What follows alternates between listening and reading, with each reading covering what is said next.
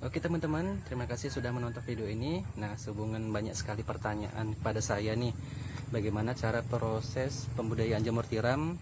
Maka dalam kesempatan kali ini kita akan membahas bahan-bahan apa saja dan bagaimana cara prosesnya sehingga menjadi backlog dan menghasilkan buah seperti ini. Nah, bagaimana caranya nanti kita akan jelaskan bahan-bahannya apa saja, komposisinya. Yuk kita saksikan bersama.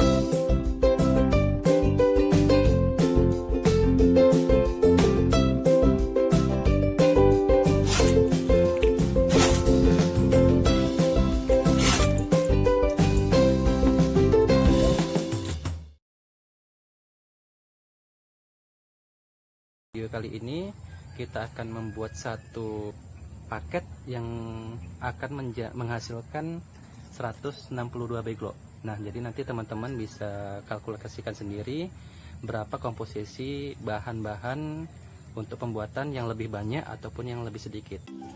Oke teman-teman, langsung saja kita persiapkan bahan-bahan untuk pembuatan backlog jamur. Oke, bahan pertama tentunya yaitu serbuk kayu sebanyak 120 kilo. Nah, serbuk kayu yang kita gunakan ini yaitu serbuk kayu dari pohon rambung atau pohon karet.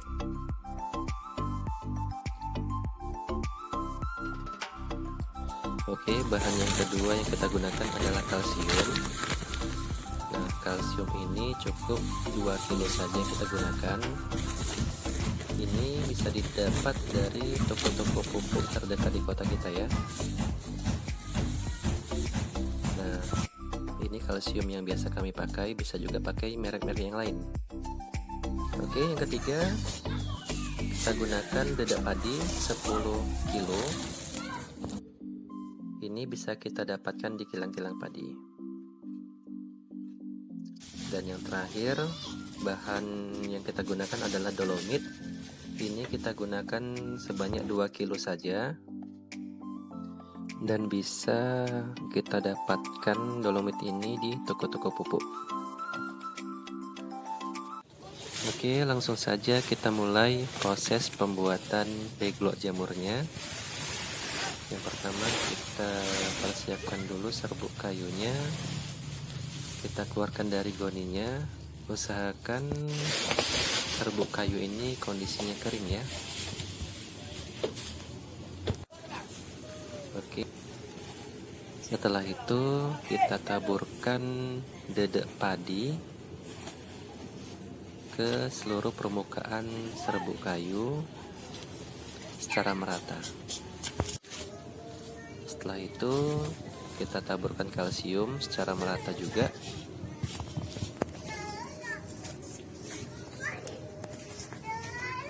Dan yang terakhir kita taburkan dolomit ke seluruh permukaan adonan yang tadi.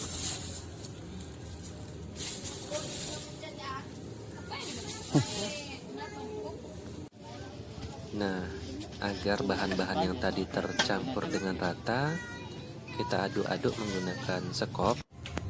Pastikan bagian bawahnya juga tercampur dengan baik, agar bahan-bahan yang tadi kita taburkan tercampur secara merata.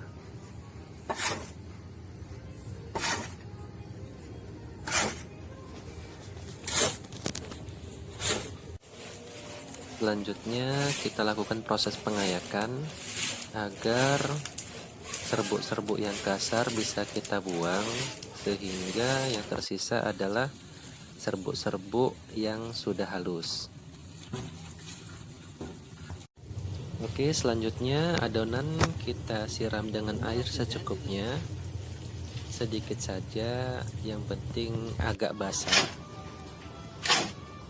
Dan kita aduk lagi secara merata agar air yang tadi kita siram benar-benar tercampur dengan baik ke seluruh serbuk kayu yang sudah dicampur adonan yang tadi.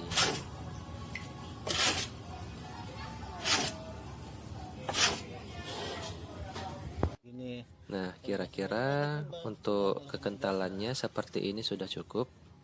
Kandungannya sekitar 70% aja. Yang penting dia sudah agak menggumpal, usahakan jangan terlalu basah.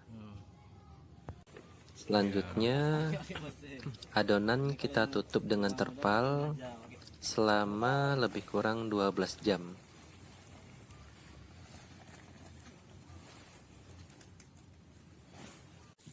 Oke, setelah kita biarkan selama 12 jam, adonan tadi sudah bisa dibuka dan sudah bisa kita masukkan ke dalam plastik.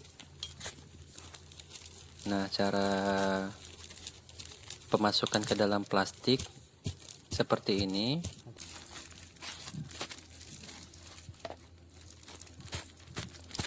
Harus dipadatkan, tapi juga jangan terlalu padat dan juga jangan terlalu renggang agar nantinya bibit bisa tumbuh dengan baik.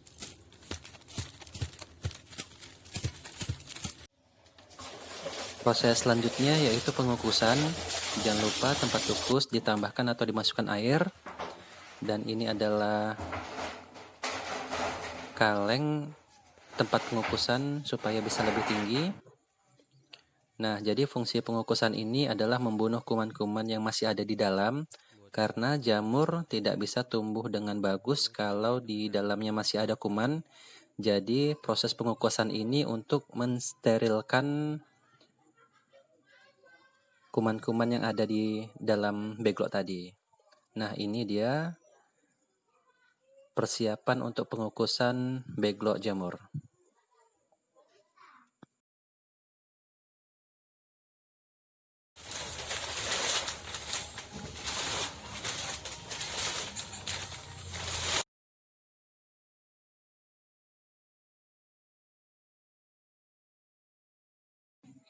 Nah, proses pengukusan ini kita lakukan selama kurang lebih 5 jam.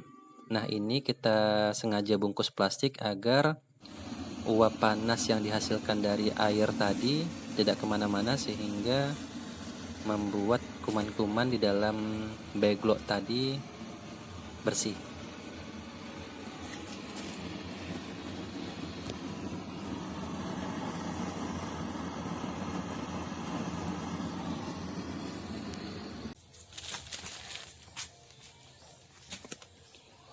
Setelah 5 jam sudah selesai dikukusan, kita angkat beglok tadi.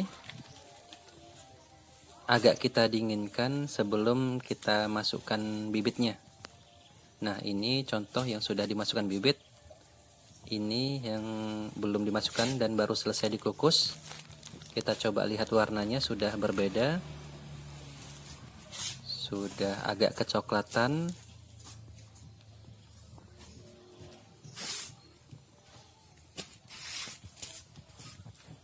Nah, kita bandingkan dari sebelum dikukus, ini agak kering.